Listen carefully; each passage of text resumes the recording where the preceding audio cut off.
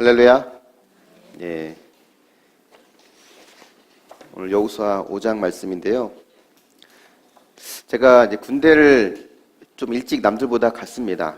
제가 있을 때 만 19세에 조기 입영을 희망하는 자들은 신청을 받으면 무조건 제일 먼저 바로 보내줬거든요. 그래서 제가 만 19세 때 갔는데 입대를 하고 나니까 군대 가면 계급장을 그냥 주는 게 아니더라고요. 4주간의 신병 훈련을 받습니다. 신병 훈련을 보내보셔서 아시겠지만 신병 훈련을 받아요. 그 4주의 기간, 신병 훈련을 받는 그 4주의 기간은 그 입대하기 전까지 살아왔던 그 사회인으로서의 그런 마음이나 정신 상태의 모든 것들을 다 군인의 마음으로 탈바꿈하는 그런 시간이죠. 그래서 우리에 있는 이전에 있던 마음을 싹 제거하는 시간이에요.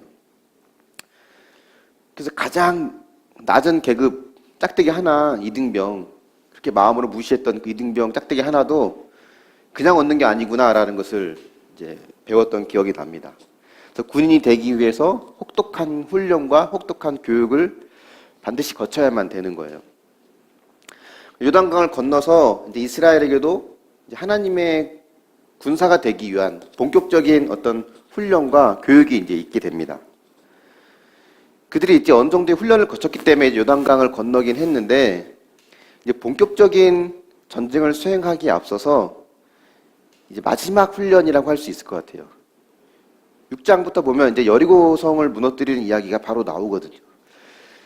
이제 본격적인 전쟁을 하기 전에 이제 마지막 하나님의 훈련 과정이 있습니다. 그게 5장에 나오는데 오늘 그 훈련이 어떤 건지 한번 살펴보길 원해요. 그러니까 우리 인생에 늘 끊임없는 하나님의 훈련이 있죠. 그래서 우리가 그 훈련이 대체 언제 끝날까 우리 생각이 들 때가 많이 있고 끝이 보이지 않을 때가 있지만 그 훈련을 통해서 하나님은 그 다음 걸 준비하시는 기간들, 그 계기가 된다는 것을 말씀을 통해 한번 보기를 원합니다. 먼저 여호수아를 볼 때마다 항상 우리가 기본적으로 인지하고 있어야 될 전제가 있어요. 뭐냐면 이스라엘과 가나안의 전쟁은 단순한 땅 따먹기 전쟁이 아니라는 거예요. 삼국지처럼 서로 땅을 차지하는 전쟁이 아니라 이거는 거룩한 전쟁, 즉 성전이라는 겁니다. 그러니까 하나님께서 행하시는 전쟁이라는 뜻이죠. 그래서 이 싸움이 여호수아 때 끝나지 않아요. 이 싸움은, 이 거룩한 전쟁은 다윗에 의해서 솔로몬의 때까지 계속해서 이제 진행이 됩니다. 그러니까 이스라엘은 엄밀히 따지면 전쟁을 수행하는 대리자 역할을 하는 것일 뿐이고요. 이 전쟁의 주체는 하나님이라는 것을 우리가 여호수아를 볼 때 늘 기억해야 될 것 같아요. 그래서 이스라엘이 전쟁을 준비하는 것과 우리가 일반적으로 알고 있는 전쟁을 준비하는 것 사이에는 조금 많은 차이점들이 있습니다. 2절 말씀을 한번 같이 볼까요? 2절 말씀, 5장 2절 말씀 보겠습니다. 시작. 그때 여호와께서 여호수아에게 이르시되 너는 부싯돌로 칼을 만들어 이스라엘 자손들에게 다시 할례를 행하라 하시매. 하나님께서 여호수아에게 다시 할례를 행하라라고 합니다. 할례가 뭔지 아시죠? 남성의 생식기 끝에 있는 피부를 잘라내는 거예요. 의식이에요. 그래서 고대 이집트 같은 데서는 성인식의 일종으로 이제 남성들에게 그런 할례를 행했는데 이스라엘에게는 하나님께서 언제 처음 할례를 명하셨냐라고 하면 기억나십니까? 누구에게 제일 먼저 명하셨는지 아세요? 예, 바로 아브라함에게 먼저 시작을 하셨습니다. 17장에 나오는데, 창세기 17장에 나오는데 그 배경을 보면 15장부터 시작이 돼요, 사실은. 그러니까 15장에 보면 하나님께서 아브라함을 데려다가 이제 언약을 맺거든요. 하늘에 있는 별들과 바다의 모래와 같이 자손들에 대한 복을 약속해 주십니다. 그러면서 그 당시에 행했던 언약의 형태인 짐승을 반을 쪼개고 그 사이를 지나가는 언약을 맺어요.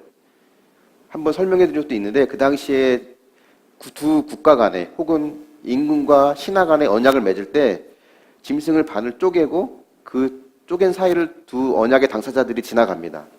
그래서 이 의미 속에는 둘 중에 누군가가 이 언약을 파기하는 자가 있으면 이 짐승처럼 쪼개질 것이라고 하는 그런 언약의 메시지거든요. 15장에는 그 짐승을 쪼개는 제물을 쪼개요, 아브라함이. 그리고 그곳에 누가 지나가냐면 하나님이 지나가십니다. 불꽃으로 지나가는 모습이 보이거든요. 그러니까 아브라함 보고 같이 지나가자는 게 아니고 하나님 보고 혼자 지나가세요. 그러니까 그 의미 속에는 내가 반드시 이 언약을 이루고야 말겠다라는 의지거든요. 근데 그런 확실한 언약의 보장을 받았음에도 불구하고 16장에 가면 아브라함이 어떤 실수를 하냐면 하갈을 통해 이스마엘을 낳아요.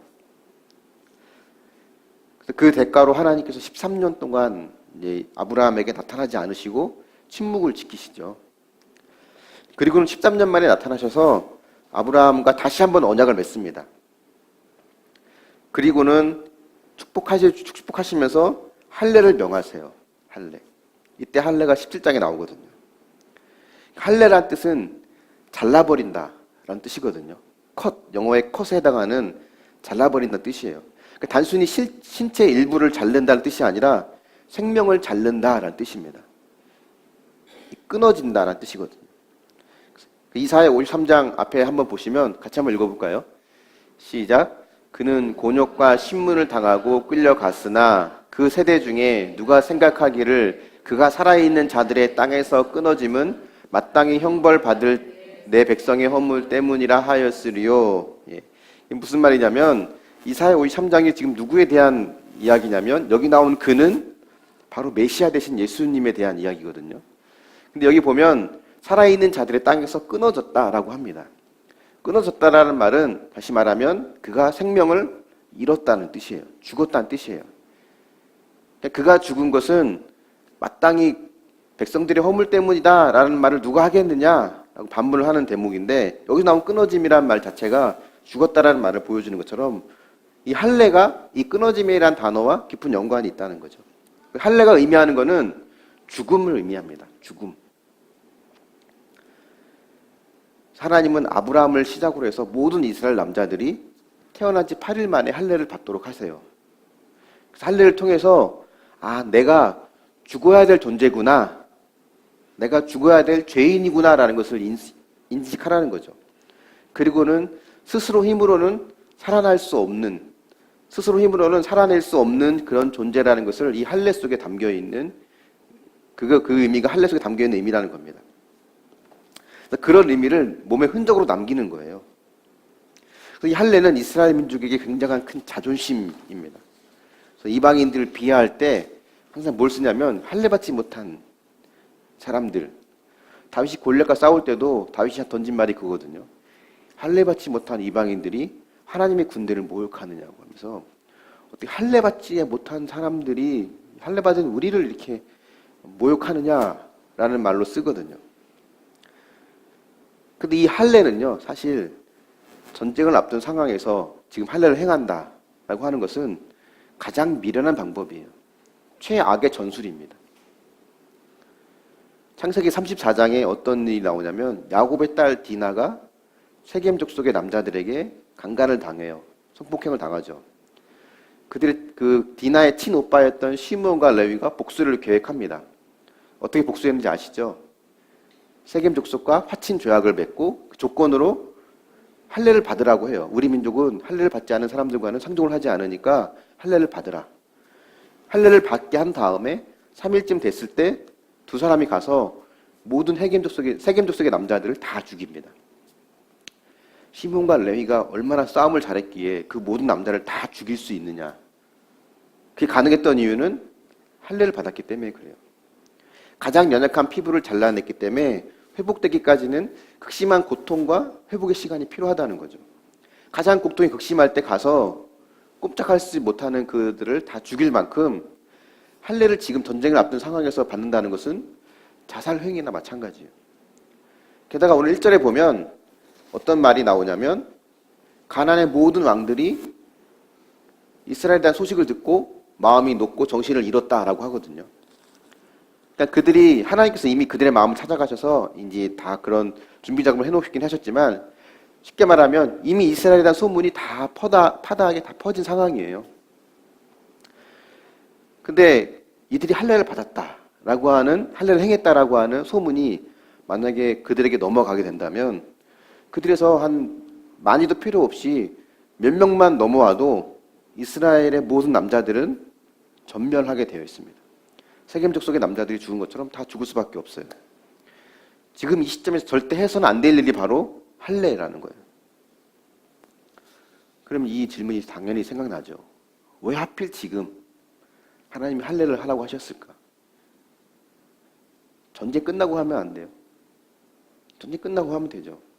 아니면 진작 광야에서 하게 하든가, 요단강 건너기 전에 할례를 행하고 다 준비를 완벽하게 하고 강 건너와서 바로 여리고를 칠 수 있게 하면 될 문제를 왜 하필 지금 할례를 행하라고 하는가요?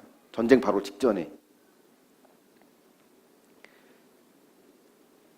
왜냐하면 지금이 바로 내가 죽어야 할 때이기 때문에 그렇습니다. 이 전쟁은 누가 하는 전쟁이라고 했죠? 하나님이 하시는 전쟁이잖아요. 하나님이 하시는 전쟁의 가장 큰 장애물이 뭔지 아십니까? 철옹성 같은 여리고성이 아니에요. 죽지 못하는 내가 바로 가장 큰 장애물이에요. 많은 문제와 고난과 갈등의 원인이 우리 인생 가운데 있죠. 많은 경우, 대다수의 경우는 나를 괴롭히는 저 사람들이 문제가 아니라 그래도 죽지 못하고 있는 내가 문제라는 거예요. 하나님이 하셔야 되는데, 하나님이 전쟁을 치르셔야 되는데 내가 가로막아서 하나님 앞에 서서 여전히 내가 이 싸움을 싸우려고 하니까 하나님이 싸우실 수가 없는 거예요. 하나님의 뜻을 이루려면 힘을 빼야 됩니다. 마지막 하나님의 훈련의 공통점 뭐냐면 힘을 빼라는 거예요. 완전한 무장 해제를 하나님 원하십니다. 근데 우리는 완전한 무장 해제 못해요. 40년 광야 생활 했으면 된 거 아닌가? 그만큼 했으면 됐지. 요단강까지 힘겹게 왔는데 지금 이 마당에 피까지 흘리라고? 고통을 참으라고? 내가 가족을 위해서 얼마나 희생하고 얼마나 참아왔는데 또 피 흘리라고? 우리는 늘 나의 행위와 공로를 근거로 살아가려고 합니다. 주님이 어떻게 하셨는지 아시잖아요. 예수님이 어떻게 하셨죠? 주님은 단 한순간도 자신을 위해서는 힘을 쓰지 않으셨어요. 물 위를 걷고 죽은 자를 살리고 귀신을 내쫓는 능력이 있는 분이지만 자신을 위해 힘을 쓰지 않으셨습니다. 심지어는 자신의 옷을 발가벗기고 자신의 손과 발을 십자가에 묶어 못을 내리치는 그들을 향해서도 내려와서 네가 하나님의 아들인 것을 증명해보라고 이야기하는 수많은 조롱을 듣는 가운데서도 그들의 코를 납작하게 하기 위해 자신의 능력을 쓰지 않으셨다는 거예요. 주님은 완전한 무장 해제를 하셨습니다. 주님이 그렇게 하신 이유는 그렇게 해야 아버지의 뜻이 이루어지기 때문이에요. 주님은 왜 그게 가능했을까? 하나님의 아들이기 때문에 가능한 게 아니에요. 하나님의 가장 큰 속성이신 사랑이기 때문에 그렇습니다. 하나님 아버지를 향한 사랑이기 때문에 아버지의 뜻을 위해서 나를 무장해제할 수 있는 거고, 또 저와 여러분을 사랑하시기 때문에 그 사랑을 위해서 예수님이 스스로 무장해제하실 수 있는 거예요. 할례를 행하라고 하는 이 첫 번째 의미는 뭐냐면, 이 훈련의 첫 번째 할례의 의미는 바로 지금이 내가 죽어야 할 때라는 겁니다. 여러분에게 한번 질문을 해볼게요. 드디어 나를 맡고 있던 문제가 해결되고 모든 일이 잘 될 것 같은 이때 하나님이 포기하라고 하는 게 있나요? 그게 뭘까요? 요단강 앞까지 멋지게 건너와서 이제 뭔가 되나 보다 싶을 때 하나님이 이제 죽으라고, 마지막까지 포기하라고 하는 게 뭐가 있나요? 내가 주도권을 쥐고 내 행위와 공로를 근거로 내 문제를 하고 있는 그 모습 내 안에 혹시 있지 않는가요? 두 번째 훈련을 한번 보길 원하는데요. 10절 말씀 한번 볼까요? 10절 시작. 또 이스라엘 자손들이 길갈에 진쳤고 그달 14일 저녁에는 여리고 평지에서 유월절을 지켰으며 유월절 이튿날에 그 땅의 수산물을 먹되 그날의 무교병과 볶은 곡식을 먹었더라. 네. 할례에 이어서 이제 하나님께서 그들에게 원하신 게 뭐였냐면 유월절을 지키는 겁니다. 유월절이 뭔지 기억하시죠? 이게 언제 또 나왔는지, 언제 시작되는지 기억하시나요? 출애굽 당시에 마지막 10번째 재앙, 장자의 죽음, 이 죽음을 피하기 위해서 어떻게 해야 되면 됐냐면 어린 양을 잡아서 그 어린 양의 피를 문설주에 바르는 것이었습니다. 그 어린 양의 피를 바른 집은 죽음을 피할 수 있었지만 그렇지 못한 집은, 그렇지 않은 집들은 다 모든 집의 장자들이 죽었어요. 이걸 기념하는 것이 유월절이죠. 그러니까 유월절은 전적인 하나님의 은혜라는 것을 보여주는 하나의 큰 절기입니다. 그러니까 어린 양 대신 주님의 피 흘리심 때문에 내가 그 피 흘리심으로 인해서 구원받았다라는 것을 기념하는 거예요. 축제죠. 아마 우리나라의 광복절 같은 의미가 있는 것 같습니다. 이걸 계기로 이제 이스라엘이 출애굽을 할 수 있었기 때문에 뭐 우리를 표현하면 광복절 같은 축제죠. 그러니까 이 출애굽을 보면 6월절로 시작을 해서 6월절로 마무리를 짓는 상황이에요. 애굽에서 나올 때 6월절로 나왔고 또 이제 애굽에서 나와서 가나안 땅에 도착을 해서 도착했을 때 6월절로 마무리 짓는. 그러니까 이게 뭘 의미하냐면 우리의 구원과 구원 이후의 모든 삶이 다 하나님의 은혜로 된다는 거예요. 흔히 보통 이렇게 생각하거든요, 우리가. 구원은 행위가 아닌 믿음으로 받는 것이다. 로마서에 나온 말씀처럼 오직 의인은 믿음으로 말미암는다라고 이야기하면서 하지만 그 위에 주님을 닮아가는 삶, 거룩해지는 삶, 어려운 말로 성화라고 하는데 그 성화의 삶은 내가 믿음으로 결단하고 열심히 순종하는 행위를 통해서 이루어진다는 거예요.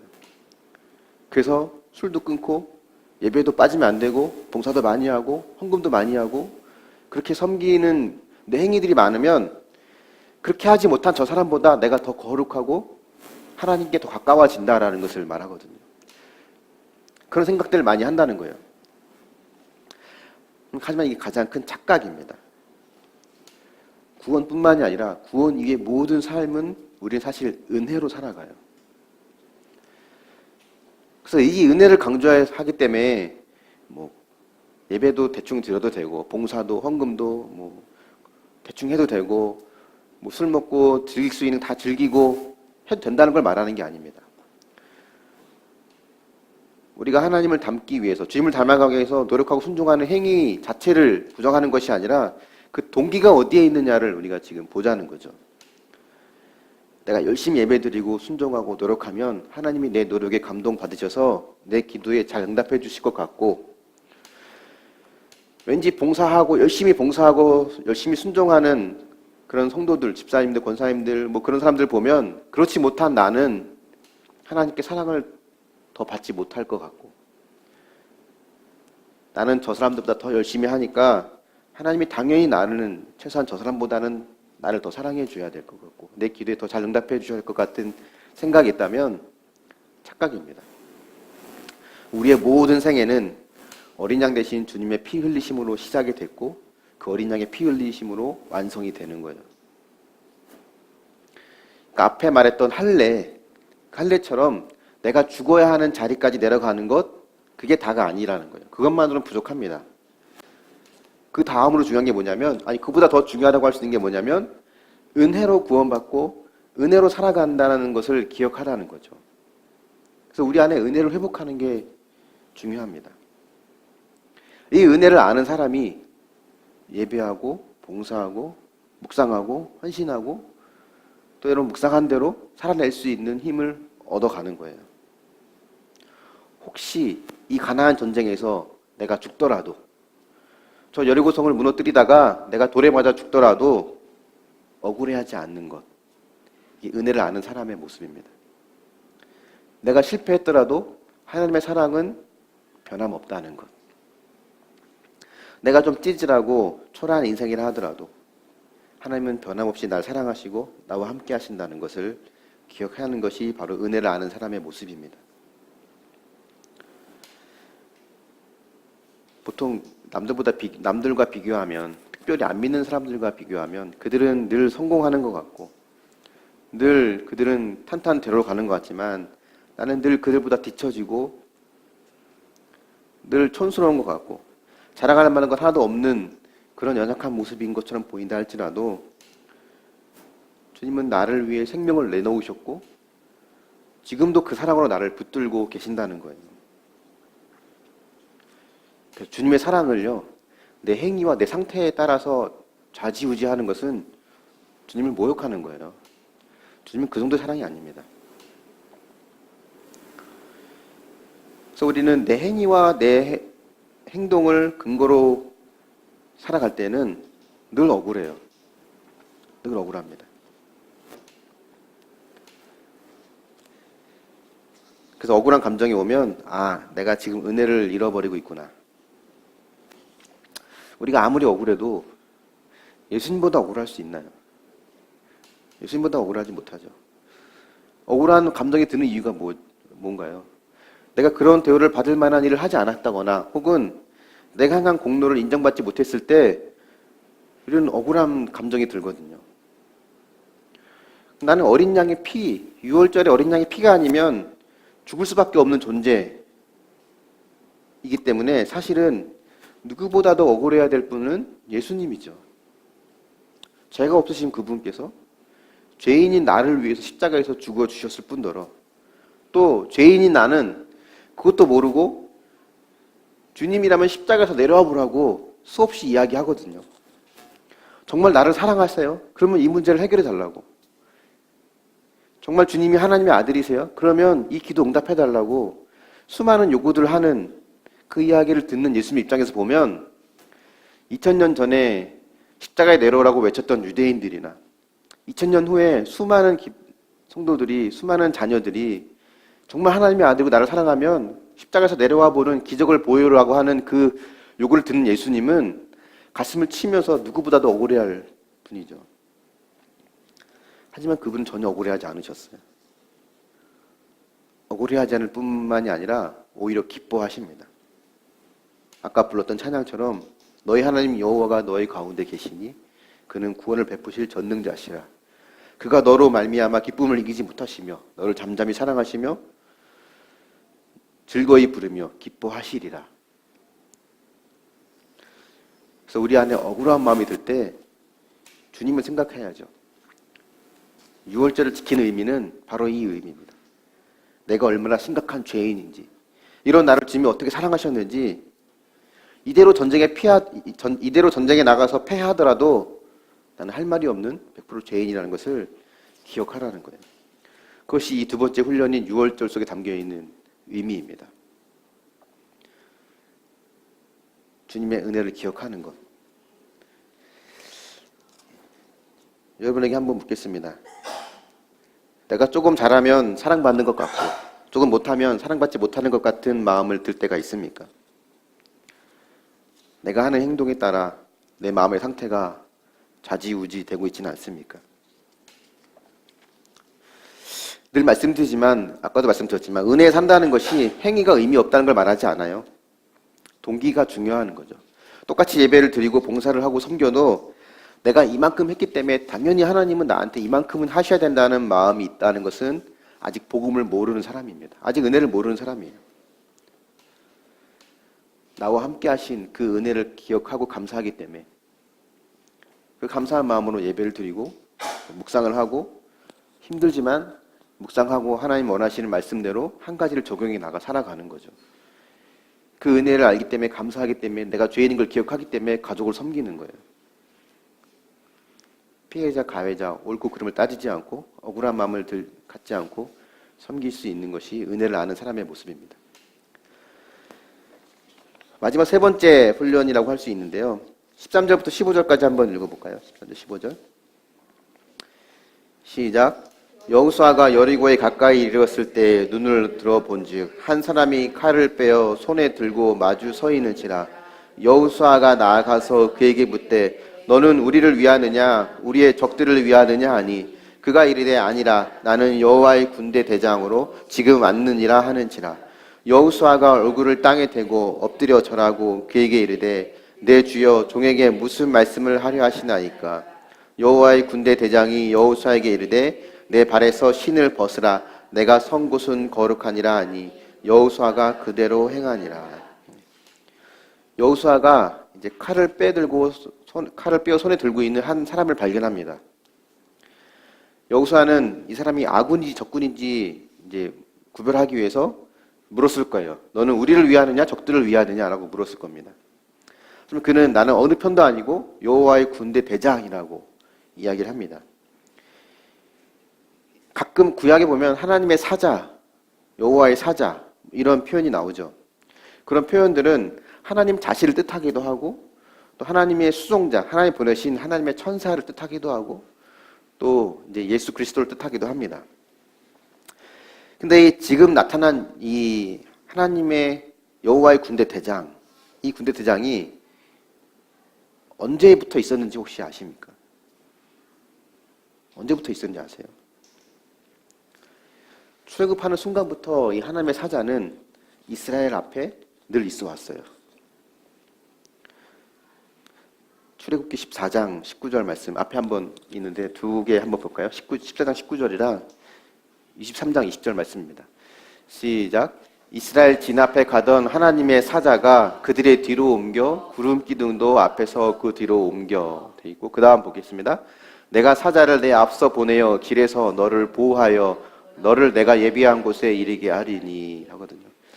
먼저 나와 있던 출애굽기 14장이 어떤 때냐면 이제 홍해바다를 건너기 전이에요. 근데 건너기 전에 건너려고 하는데 뒤에는 애굽의 군대가 따라오잖아요. 그때 벌어진 일입니다. 어떤 일이 벌어졌냐면 이스라엘 진 앞에 누가 있었냐면 하나님의 사자가 있었어요. 그 사자가 뒤로 옮겨갑니다. 그 하나님의 사자를 따라서 구름 기둥도 뒤로 가요.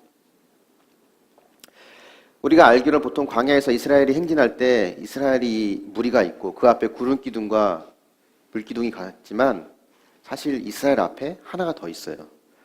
뭐가 있었냐면 여호와의 사자가 있었어요. 여호와의 사자를 본 모세는 홍해 바다가 있든 없든 문제가 되지 않아요. 하지만 그걸 보지 못하는 이스라엘은 홍해 바다를 보면 두려울 수밖에 없죠. 뒤에서 군대가 따라오고 또 23장 출애굽기 23장에도 보면 내가 사자를 내 앞서 보낸다는 표현을 계속 하거든요. 지금까지 이스라엘이 출애굽한 홍해 바다 건너기 그 이전부터 40년의 모든 광야 생활, 요단강 건너는 그 모든 순간순간마다 여호와의 군대 대장, 여호와의 사자는 늘 함께 있어 왔어요. 근데 그 보이지 않았던 여호와의 사자가 이제 눈에 들어오게 된 겁니다. 내가 죽고 내 안에 주님이 계시는 걸 경험하면 주님이 나와 함께 하셨다는 것을 이제 보게 돼요. 그 주님이 여호수아에게 그 여호와의 군대 대장이 여호수아에게 신을 벗으라고 명령을 합니다. 신을 벗으라는 명령, 이전에 또 누구에게 내렸던 명령인지 기억나나요? 모세에게 내렸던 명령이에요. 떨기나무에서. 모세의 뒤를 여호수아에게 동일한 명령을 합니다. 신을 벗으라고. 신을 벗는 것은 그 당시 노예들이 하는 일이었거든요. 종이나 노예들은 신을 벗지 않아요. 신을 신지 못했어요. 여호수아가 신을 벗습니다. 지금 모양새가 굉장히 우스꽝스러운 모양이에요. 사실은. 투구를 쓰고 칼을 차고 갑옷을 입고 다 했는데 맨발이에요. 제가 지금 여기 설교하면서 맨발로 양복 입고 맨발로 서 있다고 하면 굉장히 우스운 모습이죠. 지금 그런 모습이거든요. 이 신발을 벗는 행위가 나는 당신의 종이기 때문에 이 전쟁의 주도권을 당신께 드리겠습니다 라는 뜻입니다. 그러니까 여호수아 1장부터 하나님이 계속 말씀하신 게 뭐냐면 이 싸움은 내가 싸우는 싸움이지 너희가 싸우는 싸움이 아니다. 그래서 이 싸움에서 이기려면 너희들은 내 뒤를 종종 따라오는 자가 돼야 되는데 그러기 위해서는 내가 그분의 종이 되어야 한다는 거예요. 이 하나님의 방법입니다. 하나님의 군대는 하나님 여호와의 사자는 늘 하나님 여호수아와 함께 해왔습니다. 무리와. 그들이 모세를 원망할 때에도 금송아지를 만들고 우상을 숭배할 때에도 모압 여인과 음행을 저지를 때에도 불뱀에 물려 죽어가는 수많은 그런 최악의 상황 속에서도 이스라엘이 보지 못했을 뿐이지 하나님의 사자는 늘 그들과 함께 했어요. 하나님은 늘 그들과 함께 했어요. 그리고는 이제는 나타나셔서 너희는 나의 종으로 살아야 그래야 이 싸움을 이길 수 있다고 알려주십니다. 그분의 종으로 사는 사람은요, 다른 사람의 종으로도 살 수 있어요. 힘이 없어서가 아니에요. 능력이 없어서가 아닙니다. 그 영혼의 구원을 위해 기꺼이 신을 벗는 종이 되는 거예요. 고린도후서 말씀 한 가지 더 보겠습니다. 4장 5절인데요. 같이 한번 볼게요. 시작. 우리가 우리를 전파하는 것이 아니라 그리스도 예수 주 되신 것과 또 예수를 위하여 우리가 너희의 종된 것을 전파함이라. 바울이 얘기한 것은 우리는 하나님의 종인 것을 선포함과 동시에 우리는 너희들의 종인 것을 선포한다는 거예요. 예수님이 그러셨거든요. 하나님의 아들이지만 종의 마음으로 100% 하나님께 순종했고 또 우리를 섬기기 위해서 100% 또 우리에게 종이 되어 주셨습니다. 그래서 우리는 하나님의 종이기 때문에 내 주위의 사람들, 또 예수를 믿어야 될 수많은 사람들의 종이 되는 삶을 살아가는 거죠. 믿지 않는 남편, 자녀, 나를 이해하지 못하는 수많은 믿지 않는 자들에게 나는 당신의 종입니다. 나는 당신의 종입니다라는 고백. 그 고백을 해 나갈 때 우리는 그 자체가 할례를 행하는 삶의 적용이고 유월절을 기념하는 적용이며 신을 벗는 적용이 되는 겁니다. 한 가지 물어보겠습니다. 죄송합니다. 내가 하나님의 종인 것과 구원해야 될 그들의 종인 것이 인정이 되시나요? 구원을 위해 내가 누군가의 종이 되려는 마음을 갖지 못한다면 그 이유는 무엇입니까? 말씀의 결론을 맺겠습니다. 이 5장, 오늘 본 5장 다음 6장에 보면 여리고성이 무너지는 이야기가 나오죠. 어떻게 무너지는지 아시죠? 성 주위를 도는 것만으로도 무너져요. 할례를 통해서 내가 죽을 수밖에 없는 존재라는 것을 내가 인식하고 유월절을 통해서 내가 하나님의 은혜로 살 수밖에 없는 존재라는 것을 또 인정하고 신을 벗음으로 해서 이 모든 상황이 주님이 주인이시고 나는 그분의 종인 것을 인정하게 될 때 성을 돌라고 하는 이 말도 안 되는 요구에 순종할 수 있게 되는 거예요. 하나님께서 나를 죽는 자리까지 낮추시고 내 신을 벗겨 종의 자리까지 보내시는 이유는 나의 여리고를 무너뜨리기 위한 승리를 주기 위해서입니다. 그래서 우리가 할 일은 하나님의 훈련을 잘 감당하고 여리고를 무너뜨렸던 그 이스라엘의 승리의 삶을 우리가 살아가기 위해서 오늘 말씀처럼 할례를 받는 것처럼 내 자신을 날마다 죽여가고 그 자체가 아니라 무엇보다도 하나님이 나를 사랑하시고 나와 함께 하심을 믿는 그 은혜의 삶을 살아가고 이 모든 상황이 주님의 주권 안에 있음을 100% 오르신 하나님께 모든 걸 되어드리는 마음으로 내 신을 벗는 적용을 해나갈 때 우리의 여리고가 무너지는 승리가 우리 가운데 주어짐을 믿고 그 승리를 누리는 저와 여러분이 될 수 있기를 예수님의 이름으로 축원합니다. 아멘.